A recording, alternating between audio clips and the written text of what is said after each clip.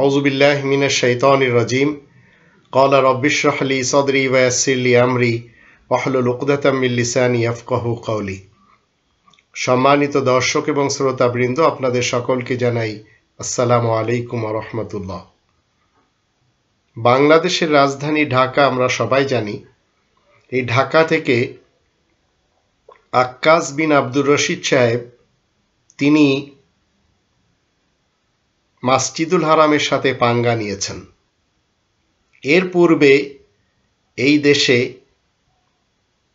আর একজন ব্যক্তি মসজিদুল হারামের নামাজের সিস্টেম নিয়ে পাঙ্গা নিয়েছেন বিগত ২৬ বছর থেকে, টাঙ্গাইলের বায়াজিদ খান পন্নী সাহেব। অতীতকাল থেকে এদেশে শিয়া মুসলমানদের নামাজের সিস্টেম ভিন্ন, সুন্নি মুসলমানদের নামাজের সিস্টেম ভিন্ন এবং সালাফি মুসলমানদের নামাজের সিস্টেম ভিন্ন আমরা দেখে এসেছি, এখনও ইস্টাবলিশ রয়েছে। কিন্তু মসজিদুল হারামের যে নামাজের সিস্টেম সেটি আমাদের দেশে শুধুমাত্র গুটি কতক মুমিন এবং মুসলিমরা ইস্টাবলিশ করে চলেছে, অতীতকাল থেকেই আজও রয়েছে। আমরা আক্কাস বিন আব্দুর রশিদ সাহেবের যে থট, ওনার যে চিন্তাধারা, সেটি নিয়ে একটু চেক করব কিছু আয়াতের মাধ্যম দিয়ে। ঢাকার জনাব আক্কাস সাহেব কোরআনের বলে দেওয়া বায়তুল মুকাদ্দাসের ব্যাপারে 18টি আয়াত অমান্য করছেন কিনা আসুন আমরা একটু চেক করে নিই। উনি একটি নতুন নামাজের সিস্টেম দিয়েছেন। কোরআনের দৃষ্টিতে মাযহাবের, মাসলাকের, ফিরকার, পার্টির এবং হিজবুত তাওহীদের যে নামাজের সিস্টেম সেগুলি সবই কান্ডেম। কারণ নামাজের একটি সিস্টেম আল্লাহ দিয়েছেন, সেটি মসজিদুল হারাম থেকে নিতে হবে। এখন নতুন যে সিস্টেমে আক্কাস বিন আব্দুর রশিদ সাহেব বাঙালিদেরকে দাঁড় করাতে চাচ্ছেন এবং ওনার দাবি কোরআন মতে উনি নামাজ ইস্টাবলিশ করেছেন, যা ইউটিউবে অনেকে আপনারা দেখেছেন। এই নামাজ ওনার নিজস্ব থটে এবং থিঙ্কিংয়ে সাজানো, সেটি নিয়ে আমি আরও আপনাদের সামনে ভিডিও তুলে ধরব ভিডিওর মাধ্যম দিয়ে, তাহলে বুঝতে পারবেন যে এই নামাজটি উনি কেন তৈরি করতে গেলেন। এই নামাজ তৈরি করতে যাই উনি কতগুলি আয়াতের সাথে খেয়ানত করেছেন, সেগুলি আমি পরবর্তী ভিডিওতে আপনাদেরকে জানাবো। 18টি আয়াত আমি আপনাদের সামনে এখন তুলে ধরব। সেই আয়াতগুলির দৃষ্টিতে আপনারা জনাব আক্কাস সাহেবের এই নামাজের যে ধরন, এগুলি একটু চেক করে নেবেন। আর এই 18টি আয়াতের বেজ হচ্ছে বায়তুল মুকাদ্দাস। এই বায়তুল মুকাদ্দাসের ব্যাপারে আমি 18টি আয়াত আপনাদের সামনে তুলে ধরব। প্রথমে আপনাদেরকে বুঝতে হবে বায়তুল মুকাদ্দাস কোথায় অবস্থিত। কারণ বাংলাদেশের শিয়া, সুন্নি এবং সালাফি মুসলমানদের দৃষ্টিতে বায়তুল মুকাদ্দাস জেরুজালেমে অবস্থিত ওনাদের ধারণা মতে। আমরা কোরআন থেকে প্রমাণ করব বায়তুল মুকাদ্দাস মূলত কোথায়, এবং সেই বায়তুল মুকাদ্দাসের দৃষ্টিতে আক্কাস সাহেবের এই ফ্যাব্রিকেটেড নামাজ, যা উনি ওনার কথা মতে কোরআন থেকে তারতিব দিয়েছেন, কতটুকু কোরআন সম্মত এটি পরের ভিডিওতে আমি আপনাদেরকে জানাবো। 5 নম্বর সূরা আল মায়েদার 20 থেকে 26 আয়াতগুলিতে আসুন আমরা দেখে নিই আল্লাহ কি বলছেন।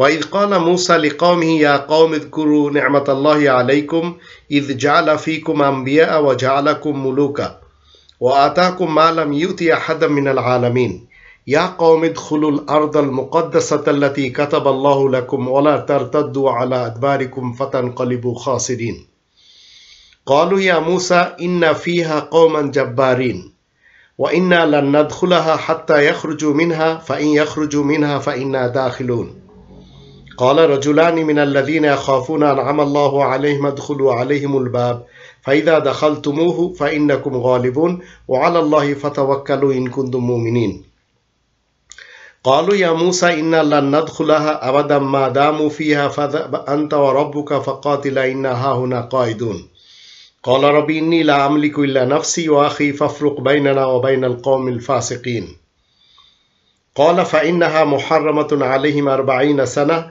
يتيهون في الأرض فلا تأس على القوم الفاسقين এই আয়াতগুলির দৃষ্টিতে আপনারা যারা আক্কাস বিন আব্দুর রশিদ সাহেবকে মেনে চলেছেন অথবা বায়াজিদ খান পন্নীকে মেনে চলেছেন অথবা হানাফি শাফি মালিকি হাম্বলি হয়ে নামাজ পড়ছেন তাদের নিয়ম নীতিতে অথবা সুন্নি শিয়া এবং সালাফি মতাদর্শের দৃষ্টিতে নামাজ প্রতিষ্ঠা করে চলেছেন বা পড়ে চলেছেন আপনাদের সকলকে এই আয়াতগুলি চ্যালেঞ্জ করছে যদি আপনারা মনে করেন বাইতুল মুকাদ্দাসের নামাজের সিস্টেম কোরআন বিরোধী এবং আপনাদেরগুলি সঠিক তাহলে আপনারা সেখানে প্রবেশ করুন যদি আপনাদের শক্তি থাকে কিন্তু আল্লাহ এখানে বলছেন যে আপনারা যত শক্তি নিয়ে সেখানে যাবেন ইনশাআল্লাহ জীবিত ফেরত আসা মুশকিল এই আয়াতগুলির অনুবাদ দেখুন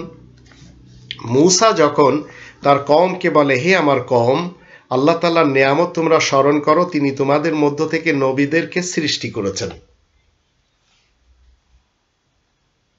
ইদ জাআলা ফীকুম আম্বিয়া সকল নবীদেরকে আল্লাহ বলেন হে আমার কওম তোমাদের মধ্যে নবীদেরকে সৃষ্টি করেছেন আর তোমাদের মধ্য হতে কি বানিয়েছেন মুলুকান রাজা বানিয়েছেন তিনি তোমাদেরকে এত সব কিছু দান করেছেন যা এই দুনিয়া জাহানে আর কাউকে দেওয়া হয়নি আজ 2021 সাল আমরা বাংলাদেশের নাগরিক এবং রবের ইসলামী কিংডমের আমরা যারা মুসলিম নাগরিক রয়েছি আমরা দেখতে পাচ্ছি সৌদি আরব এই মুহূর্তে রাজাদের তত্ত্বাবধানে রয়েছে মসজিদুল হারাম মুলুকিয়াতের অধীনে রয়েছে এই মুহূর্তে আমরা দেখতে পাচ্ছি 21 নম্বর আয়াতে বলা হচ্ছে ইয়া কওম ইদখুলুল আরদাল মুকাদ্দাস সুতরাং ভাই সব পবিত্র ভূমিতে প্রবেশ করো উদখুলু আল আরদাল মুকাদ্দাস মুকাদ্দাস ভূমিতে প্রবেশ করো মুকাদ্দাস যদি আপনি বুঝতে পারেন আরদাল মুকাদ্দাস বুঝতে পারলি বাইতুল মুকাদ্দাস বুঝতে পারবেন আরদুন আল মুকাদ্দাসুন পবিত্র ভূমি আরদাল মুকাদ্দাস এই আরদাল মুকাদ্দাসে যে ঘরটি রয়েছে কোরআনের ভাষায় বাইতুল মানে হচ্ছে ঘর সেই ঘরটিকে বলা হয় আরদুল মুকাদ্দাসে যে ঘরটি রয়েছে সেটি বাইতুল মুকাদ্দাস এবার আপনারা চিন্তা করুন সেটি জেরুজালেমে না মক্কা নগরে আরদুল মুকাদ্দাস সেটি হচ্ছে বাইতুল মুকাদ্দাস এই আরদুল মুকাদ্দাসে যে ঘরটি রয়েছে সেটি হচ্ছে বাইতুল মুকাদ্দাস তো এই বাইতুল মুকাদ্দাসের দৃষ্টিতে আমরা অনেকগুলি আয়াত যা দেখব এবং এই আয়াতগুলির দৃষ্টিতে আমরা চেক করে নেব আক্কাস বিন আব্দুর রশিদ সাহেবের নামাজ কতটুকু বাইতুল মুকাদ্দাসের দৃষ্টিতে সত্য তো এখানে 21 নম্বর আয়াতে বলা হচ্ছে ভাই সব পবিত্র ভূমিতে প্রবেশ করো তোমাদের জন্য আল্লাহ যা নির্দিষ্ট করে রেখেছেন তোমরা যেন সীমা লঙ্ঘনকারী হয়ে পিছনের দিকে চলে না যাও নইলে তোমরাই ক্ষতিগ্রস্ত হবে তো আরদাল মুকাদ্দাস যেখানে বাইতুল মুকাদ্দাস রয়েছে সেই বাইতুল মুকাদ্দাস আল্লাতী কাতাবাল্লাহু লাকুম এটি আল্লাহ লিখে দিয়েছেন ওয়ালা তারতাদু আলা আদবারিকুম এখন আমরা যারা ঢাকাতে বসে বাইতুল মুকাদ্দাসের দিকে পিঠ দেখাচ্ছি এবং সেটি আমরা মানতে চাচ্ছি না আল্লাহ বলেন ফাতান কলিবু খাসিরিন তোমরাই ক্ষতিগ্রস্ত হবে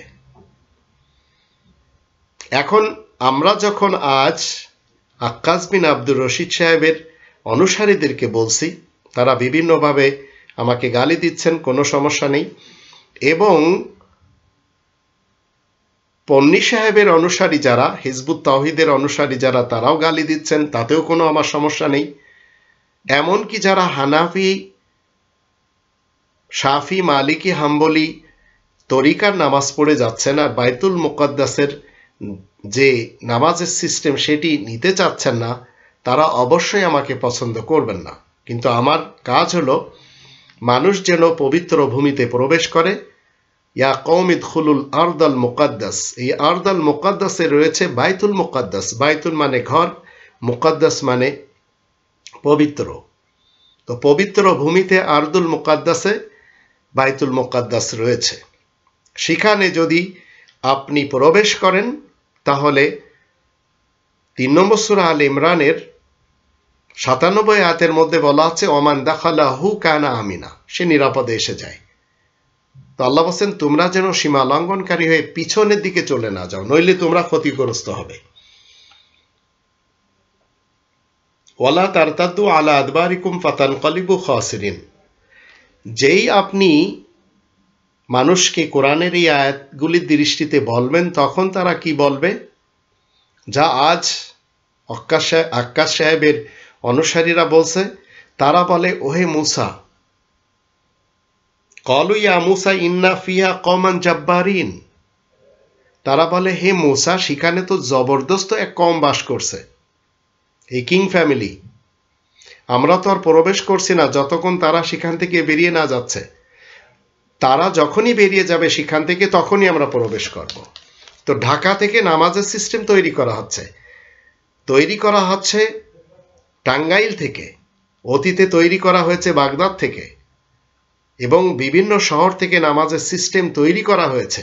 তারা মসজিদুল হারামে যে সেখানে নামাজের সিস্টেম পরিবর্তন করতে পারছে না, কারণ যখন যখন সেখানে যাওয়ার কথা, আজ যেমন 2021 সালে আমি আক্কাস সাহেব এবং তার অনুসারীদেরকে বলছি, বায়াজিদ খান পন্নী এবং তার অনুসারীদেরকে বলছি যে আপনারা নামাজ এখানে না দিয়ে মসজিদুল হারামেরটা ঠিক করুন, তখন তারা বলছে সেখানে তো জবরদস্ত একটি কম বসবাস করছে, কিং ফ্যামিলি তো আমাদের মাথা কেটে ছেড়ে দিবে। তো কাবার পক্ষ থেকে আমি এই সকল নামাজ যারা তৈরি করছেন তাদেরকে চ্যালেঞ্জ করতে চাই, যদি আপনার ভিতরে শক্তি থাকে কাবাতে যান, সেখানকার নামাজ আপনারা চেঞ্জ করুন, নিজ নিজ ঘরে নিত্য নতুন তরিকা না বানিয়ে মসজিদুল হারামের নামাজকে ঠিক করুন। কিন্তু এরা কেউ সেখানে যাবে না। আজ বাংলাদেশ যদি মুমিনদের হাতে এবং মুসলিমদের হাতে থাকতো তাহলে এত ধরনের নামাজের সিস্টেম এই ঢাকা শহরে অন্তত থাকতো না। আপনারা পুরাতন ঢাকাতে যাবেন, সেখানে শিয়া মুসলমানদের এক সিস্টেমের নামাজ দেখবেন। আবার বকশীবাজারে যাবেন, সেখানে আহমাদি কাদিয়ানিদের একটি সিস্টেম পাবেন। আবার নর্মাল মসজিদগুলিতে যাবেন, সেখানে সুন্নিদের একটি সিস্টেমের নামাজ দেখবেন। আবার যদি রাজশাহী নওদাপাড়াতে যান বা ঢাকার বিভিন্ন এলাকাতে রয়েছে সালাফি আহলে হাদিসদের মসজিদ, সেখানে আলাদা নামাজ দেখতে পাচ্ছেন। এখন নতুন করে হিজবুত তাওহীদ তারা সোনাইমুড়িতে মসজিদ করেছে। সেই মসজিদ বানানোর সময় পূর্বে যখন তারা বানাতে গিয়েছিল সেখানে তাদের মানুষকে হত্যা করেছে তাদের বিপক্ষের লোকেরা, তাদের কাছেও এখন মসজিদ রয়েছে। আবার নতুন আঙ্গিকে 2021 সালে আমরা দেখতে পাচ্ছি আক্কাস বিন আব্দুর রশিদ সাহেব নামাজের নতুন একটি সিস্টেম তৈরি করে বলছেন এটি হচ্ছে ইসলামের নামাজ। এগুলি ইসলামের নামাজ না, এগুলি সব কাবার সাথে পাঙ্গা নেওয়ার জন্য বানিয়েছে, অতীতকাল থেকে চলে আসছে এই সিস্টেম। তো এদেরকে যখন বলা হচ্ছে যে তোমরা মসজিদুল হারামে যে সেখানে ঠিক করো, তখন তারা বলে ক্বালু ইয়া মুসা ইন্না ফিহা কওমান জাব্বারিন, সেখানে তো জবরদস্ত একটি কওম বসবাস করছে। তো অতীতকাল থেকে কেউ পারেনি। কাবার ব্যাপারে সৌদি আরবের গভর্নমেন্ট যখন যেয়ে আসছে, 1928 সালের পূর্বে জাজিরায় আরব নাম ছিল আরদে হিজাজ, আজ সৌদি আরব, কিন্তু তারা কখনো কাবার ব্যাপারে কম্প্রোমাইজ করে না। আপনার যদি শক্তি থাকে আপনি যান সেখানে সিস্টেম চেঞ্জ করেন, কিন্তু আমি আপনাদের সকলের সাথে চ্যালেঞ্জ করছি সেখানে সিস্টেম চেঞ্জ করতে যেয়ে আপনারা নিজেরা নিজেদের জান দিয়ে দেবেন, কেউ বাংলাদেশে ইনশাআল্লাহ ফেরত আসবেন না। আর আল্লাহ নিজের ঘরকে সবসময় হেফাজত করেই চলেছেন, ঠিক যেভাবে আল্লাহ নিজের এই গ্রন্থকে হেফাজত করে চলেছেন। 23 নম্বর আয়াতে বলা হচ্ছে ক্বালা রাজুলানি মিনাল্লাযীনা ইয়াখাফুনা আনআমাল্লাহু আলাইহিম আদখুলু আলাইহিমুল বাব, যারা আল্লাহকে ভয় করে তাদের মধ্য থেকে দুজন যাদের উপরে আল্লাহ তাআলার মেহেরবানি রয়েছে, তারা বলে তোমরা তাদের ওখানে সদর দরজা দিয়ে প্রবেশ করবে, তথায় তোমরা প্রবেশ করলে অবশ্যই তোমাদের জয় আসবে। আল্লাহ তাআলার উপরেই তোমরা ভরসা রেখো যদি তোমরা মুমিন হয়ে থাকো। তো আমরা যারা রবের ইসলামী কিংডমে মুমিন মুসলিম হওয়ার প্র্যাকটিস করে যাচ্ছি, আমরা মসজিদুল হারামের সদর দরজা দিয়েই প্রবেশ করে থাকি এবং ইনশাআল্লাহ এই পৃথিবীতে আমরা জয়লাভ করব আর পরকালে বিশাল জয়ের অধিকারী হব। যদি আমরা মসজিদুল হারামের সাথে পাঙ্গা নিই তাহলে আমাদের অবস্থাও ঠিক সেই রকমই হবে। যেমন আপনারা সবাই সূরা ফিলের যে অনুবাদ একটু পড়ে রাখলে বুঝতে পারবেন কেমন অবস্থা হবে। 24 নম্বর আয়াতে বলা হচ্ছে, তারা বলে হে মূসা, যতক্ষণ তারা সেখানে থাকবে ততদিন আমরা সেখানে ঢুকতে যাব না, কখনো না। সুতরাং তুমি আর তোমার রব সেখানে যাও আর তোমরাই কতল করো, আমরা তো এখানে বসে রইলাম। তো আজ যদি আপনি আক্কাস সাহেবকে অথবা হুসাইন মোহাম্মদ সেলিমকে বলেন যে আপনারা মসজিদুল হারাম আপনাদের জন্য হিবা করে দেওয়া হয়েছে বা আপনাদের নামে লিখে দেওয়া হয়েছে, এখন কি আপনারা যাবেন? তখন তারা যাবে, কিন্তু এই কাজটি কখনো এদের জন্য আল্লাহ করবেন না। এরা চিরকাল ঢাকাতে বসে থাকবে। মসজিদুল হারামে যে একটি কথাও এরা বলতে পারবে না, সেই সিস্টেমের বিরুদ্ধে। আপনারা খুব ভালো করে জানেন মসজিদুল হারামের বিপক্ষে যারাই গিয়েছে, যখনই গিয়েছে কাউকে আল্লাহ রক্ষা করেননি, ছাড় দেননি। 25 নম্বর আয়াতে বলা হচ্ছে, সে ফরিয়াদ করে, হে আমার রব, আমি নিজে আর আমার ভাই ছাড়া অন্য কারোর উপরে আমার কোনো ক্ষমতার অধিকার নেই। মূসা তার ভাই হারুনের ব্যাপারে বলছেন, আমাদের ও এই দুর্নীতিবাজ কওমের মধ্যে ব্যবধান সৃষ্টি করে দিন।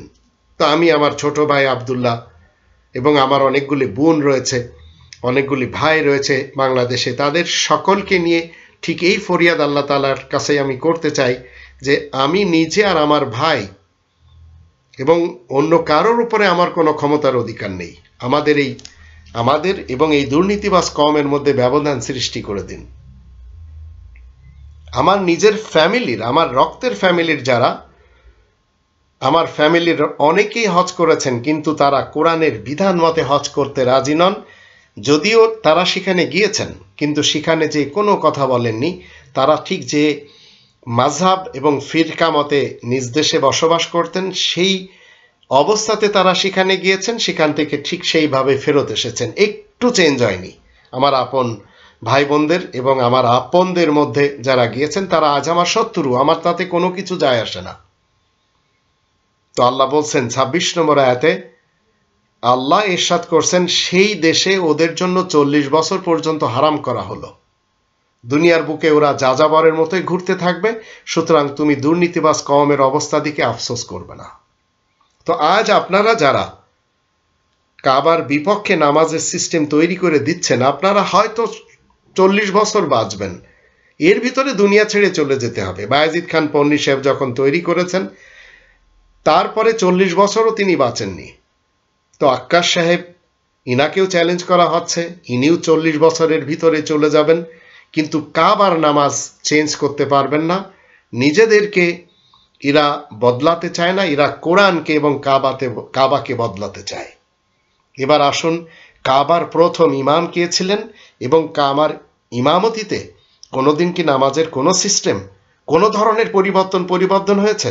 আসুন 2 নম্বর সূরা আল বাকারার 124 এবং 125 আয়াত দুটিও আমরা একটু জেনে নিই।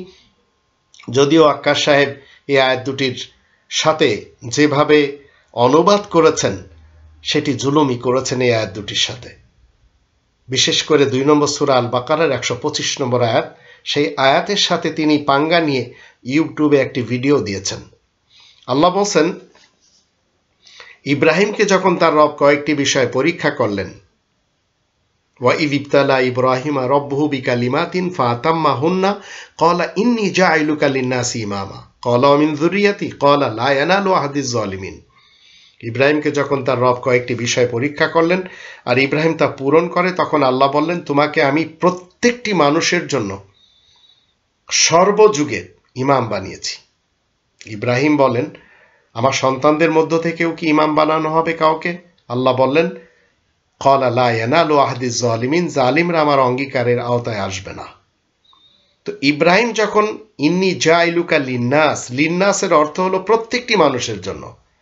তো প্রত্যেকটি মানুষের জন্য যখন ইব্রাহিম ইমাম, তাহলে বায়াজিদ খান পন্নী সাহেবকে ইমাম বলার প্রয়োজন পড়ে? হুসাইন মোহাম্মদ সেলিম যে ইমাম হওয়ার দাবি করেছেন, এটি কি ঠিক? আবার আক্কাস সাহেব যে ইমামতিতে নামাজ পড়াচ্ছেন, সেটিও কি ঠিক? আক্কাস সাহেবের ইমামতির নামাজ আর ইব্রাহিম যিনি প্রত্যেকটি মানুষের জন্য সর্বযুগে ইমাম, উনার নামাজের আর আক্কাস সাহেবের নামাজের মাঝে ব্যবধান 125 আয়াত থেকে আসুন আমরা জানি। ওয়াইদ জাআলনাল বাইতা মাসাবাতাল লিন্নাসি ওয়া আমনা, ইব্রাহিম রাসূল ইন্নী জাইলুকা লিন্নাসি ইমামা, প্রত্যেকটি মানুষের জন্য তিনি সর্বযুগে ইমাম। ঠিক এইভাবে বিশেষ ঘর মসজিদুল হারামকে আল্লাহ কি করলেন? প্রত্যেকটি মানুষের জন্য ইবাদতের জায়গা এবং শান্তিপূর্ণ স্থান রূপে নির্বাচন করেছি। আল্লাহ বলেন, ওয়াইদ জাআলনাল বাইতা মাসাবাতাল লিন্নাসি ওয়া আমনা ওয়াত্তাখিযু মিন মাকামি ইব্রাহিমা মুসাল্লা। তাই তোমরা মাকামে ইব্রাহিম থেকে, ইব্রাহিমের দাঁড়ানোর স্থান থেকে আদায়কৃত নামাজকে নিয়ে নাও, কায়েমকৃত নামাজকে নিয়ে নাও, সেটি হচ্ছে মুসাল্লা। ওয়াহিদনা ইলা ইব্রাহিমা ওয়া ইসমাঈলা আন তাহিরা বাইতিয়া লিত-তায়িফিনা ওয়াল আকিফিনা ওয়া রুকআইস সুজুদ। আর আমি ইব্রাহিম এবং ইসমাইলকে আদেশ দিয়েছি যেন তারা আমার ঘরখানাকে তাওয়াফকারী, ইতিকাফকারী, রুকু এবং সেজদাকারীদের জন্য পবিত্র রাখে। তো জগতের প্রথম ইমাম হলেন ইব্রাহিম রাসূল। জগতের প্রথম ঘর 3 নম্বর সূরা আল ইমরানের 96 নম্বর আয়াত মতে ইন্না আউওয়ালা বাইত, সেই প্রথম ঘরের প্রথম ইমামের ইমামতের স্থান থেকে যখন যেভাবে যত রাকাত যে ভঙ্গিতে দেওয়া হচ্ছে, সেটি হচ্ছে ইসলামের নামাজ। বাকিগুলি সব শয়তানি সিস্টেমের নামাজ। যতই তারা কোরআন কোরআন কোরআন কোরআন বলুক না কেন, এগুলি সব তাদের শয়তানিক ভার্সেসের নামাজ। এগুলি আক্কাস সাহেবের কোরআনের সাথে খেয়ানত করে তিনি যেভাবে নামাজ তারতিব দিয়েছেন, আমি পরের ভিডিওতে আপনাদেরকে জানাবো তিনি কত বড় খেয়ানতকারী আল্লাহ তাআলার কোরআনের আয়াতের সাথে। তো এগুলিকে রহমানি নামাজ আমি বলতে পারবো না। এগুলি সব হচ্ছে মানুষের পক্ষ থেকে তাদের মন গড়া শয়তানিক নামাজ বানানো। যদিও তারা চিল্লায়ে বলছে যে হিজবুত তাওহীদের নামাজ, মিলিট্যান্ট নামাজ, জঙ্গিবাদী নামাজ, এটি হচ্ছে আসল নামাজ, মূলত এটি জঙ্গিবাদী নামাজ। আর আক্কাস সাহেবের নামাজ, সেটি হচ্ছে ওনার খেয়ালি নামাজ, যা উনি সাজিয়েছেন কোরআনের আয়াতের সাথে পাঙ্গা নিয়ে। সেটি আমি পরবর্তী ভিডিওতে বলবো। তো ইব্রাহিম এবং ইসমাইলকে আল্লাহ আদেশ কি দিয়েছেন? আমার ঘরখানাকে, মসজিদুল হারাম আল্লাহ তাআলার ঘর। আল্লাহ যেমন কোরআনের হিফাজতকারী, সেই ঘরটির হিফাজতকারীও আল্লাহ। যদি আপনার বিশ্বাস নয়, সেখানে যে চেঞ্জ করুন, দেখুন আপনি বাঁচেন কিনা। তো তারা আমার ঘরখানাকে তওয়াফকারী, ইতিকাফকারী এবং রুকু সিজদাকারীদের জন্য যেন পবিত্র রাখে। তো পৃথিবীতে একটি ঘর, এই বাইতুল মুকাদ্দাস, যা আরদুল মুকাদ্দাসে রয়েছে, সেই ঘরটিতে তওয়াফ হয়, ইতিকাফ হয়, রুকু হয়, সিজদা হয়। এখন যদি আপনারা যারা মুসলমান শিয়া সুন্নি সালাফি রয়েছেন, আপনারা বলে যাচ্ছেন কি যে এটি হচ্ছে জেরুজালেমে, সেখানে তওয়াফ হচ্ছে। বাইতুল মুকাদ্দাসের, আরদুল মুকাদ্দাসে যে বাইতুল মুকাদ্দাস রয়েছে, সেটির বৈশিষ্ট্য হলো সেখানে তওয়াফ হচ্ছে, ইতিকাফ হয়, রুকু সিজদাকারী সেখানে থাকে। আর এর জন্য যদি আমরা একটু কোরআনের 21 নম্বর সূরা আল আম্বিয়া এর 71 নম্বর আয়াতে দেখি, সেখানে আমরা দেখতে পাই এটি হচ্ছে আরদাল্লাতি বারাকনা।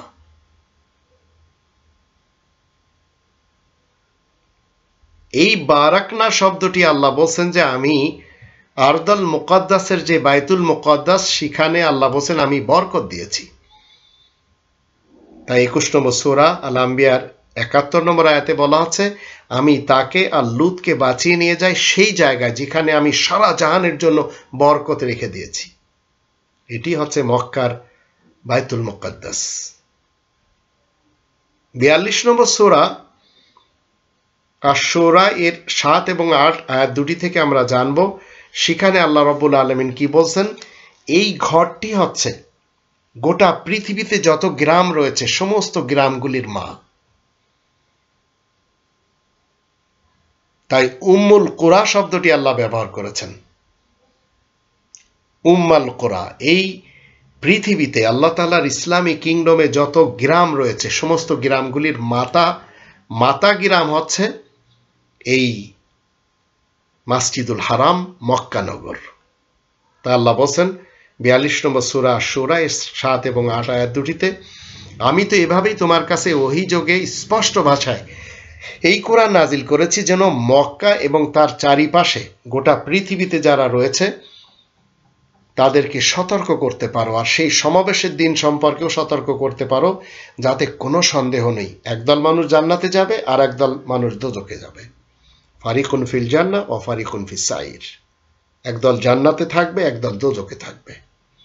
8 নম্বর আয়াতে বলা আছে আল্লাহ তাআলা তো মানব সমাজের ব্যাপারে ইচ্ছা রাখেন যেন তারা একটি উম্মত হিসেবে থাকতে পারে, কিন্তু আল্লাহ তাআলার অনুগ্রহের মধ্যে সেই প্রবেশ করবে যে প্রবেশের উপযুক্ত।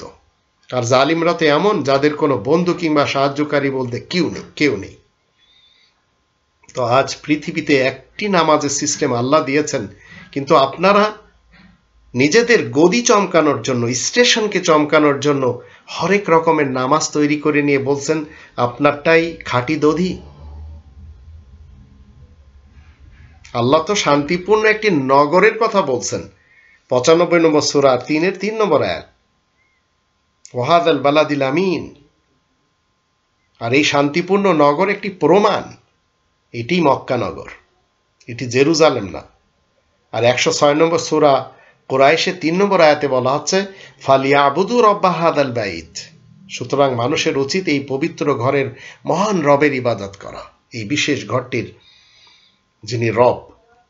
আর 22 নম্বর সূরা আল হজ এর 29 নম্বর আয়াতে আল্লাহ বলে দিয়েছেন এরপরে কর্তব্য হচ্ছে নিজেদের অপরিষ্কারগুলিকে পরিষ্কার করে ফেলা আর নিজেদের কৃত মানতকে আদায় করা, ওয়ালিয়াত তাওয়াফু বিল বাইতিল আতিক, আর মানুষেরা যেন সেই প্রাচীন ঘরখানাকেই তওয়াফ করে। আর এই ঘরটি শুধু প্রাচীনই না, এই ঘরটির সাথে আপনি দুনিয়ার যেখানে থাকবেন না কেন আপনার জীবন অতিবাহিত করার ঘর। 52 নম্বর সূরা আত-তুরের 4 নম্বর আয়াতে বলা আছে ওয়াল বাইতিল মামুর, আর জীবন অতিবাহিত করার ঘরটিও একটি প্রমাণ হিসেবে আল্লাহ কি করেছেন, রেখে দিয়েছেন। এই ঘরের সাথে যদি আপনি সম্পর্ক রাখেন তাহলে সত্যিকার অর্থে আপনি হলেন আপনার বাবার এমন সন্তান যে নাকি ওই ঘরটির সাথে সম্পর্ক রাখলো। তাই আসুন আমরা সবাই আমাদের বাবা ইব্রাহিমের সন্তান হিসেবে সেই ঘরের সাথে সম্পর্ক রাখি। এখন ঢাকাতে আপনারা নামাজের একটি ঘর তৈরি করছেন, টাঙ্গাইলে করছেন, সোনাইমুড়িতে করছেন, আরো কোথায় কোথায় আপনারা করছেন।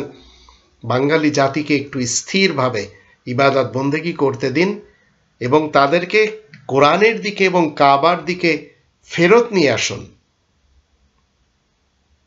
11 নম্বর সূরা হুদ এর 73 নম্বর আয়াতে বলা হচ্ছে তারা বলে তুমি কি আল্লাহ তাআলার বিধান সম্পর্কে অবাক হচ্ছ, হে আহলাল বাইত? ক্বালু আতা'জাবিন, তো আহলাল বাইত আল্লাহ তাআলার রহমত এবং বরকত তোমাদের উপরে হোক, তিনি তো প্রশংসার যোগ্য মহামহিম। তো আল্লাহ তাআলার বিধান মতে আপনাকে সেই বিশেষ ঘরের ধারক এবং বাহক হতে হবে, ঠিক যেভাবে আপনি কোরআনের ধারক এবং বাহক হয়ে মুমিন মুসলিম হয়ে রবের শান্তির রাজ্যের আপনি নাগরিক হয়ে বসবাস করছেন, চলাফেরা করছেন। তো ঠিক সকল নবী এবং রাসূলদের যারা অনুসারী তারা সবাই এই মসজিদুল হারামের সাথে সম্পর্ক রাখে। 33 নম্বর সূরা আল আহজাবের 33 নম্বর আয়াতে বলা আছে আর তোমরা নিজেদের ঘরে সুস্থিরভাবে থাকো। একটি হচ্ছে আমাদের থাকার ঘর আর একটি হচ্ছে আমাদের স্পিরিচুয়াল ঘর। তো স্পিরিচুয়াল ঘর সেটি হচ্ছে মসজিদুল হারাম, আর থাকার ঘর দুনিয়ার যে কোনো গ্রামে আপনার হতে পারে, কিন্তু সকল গ্রামের যে মা গ্রাম উম্মুল কুরা সেটি হচ্ছে মসজিদুল হারাম। আর তোমরা নিজেদের ঘরে সুস্থিরভাবে থাকো আর জাহিলিয়াতের জামানার মতো সাজসজ্জা দেখিয়ে ফিরো না। আর তোমরা সালাত কায়েম রাখো, যাকাত আদায় করো, আর আল্লাহ ও আল্লাহর রাসূলের অনুগত হও। আল্লাহ তো চান হে আহলাল বাইত, তোমাদের মধ্য হতে কালিমা আবর্জনা দূর করতে আর তোমাদেরকে উত্তম রূপে সাফ করেই রাখতে চান। তো এই যে 18টি আয়াত বিশেষ করে আপনাদের সামনে আমি তুলে ধরলাম, এই আয়াতগুলি আপনারা আজকের প্রেক্ষাপটে একটু বুঝুন, তাহলে বুঝতে পারবেন আক্কাস বিন আব্দুর রশিদ সাহেব যে সিস্টেমের নামাজটি দিয়ে বলছেন যে কোরআনিক নামাজ, এটি মূলত কোরআনিক নামাজ না, এটি হচ্ছে ওনার নিজস্ব শয়তানিক চিন্তাধারার নামাজ। আর উনি কোরআনের সাথে যে খেয়ানত করেছেন আয়াতের সাথে, নামাজটি যেভাবে সাজিয়েছেন সেটি নিয়ে আমি পরবর্তী ভিডিওতে আপনাদেরকে বলে দেব ইনশাল্লাহ। তাই আসুন আমরা সবাই মিলে বাইতুল মুকাদ্দাসের দৃষ্টিতে এই কোরআন যেভাবে নামাজ পড়ার কথা বলেছে সেই নামাজটি বাইতুল মুকাদ্দাসের দৃষ্টিতে আমরা কায়েম করি, কারণ এটি হচ্ছে আল্লাহ তাআলার বিধান, আর আল্লাহ তাআলার বিধানই আমাদেরকে নিয়ে যাচ্ছে বাইতুল মুকাদ্দাসের দিকে, যেটি আরদুল মুকাদ্দাসে অবস্থিত। আল্লাহ আমাদের সবাইকে তৌফিক দান করুন। আমরা দুনিয়ার যেখানেই থাকি না কেন আমাদের সম্পর্ক যেন কোরআন এবং মসজিদুল হারামের সাথে থাকে।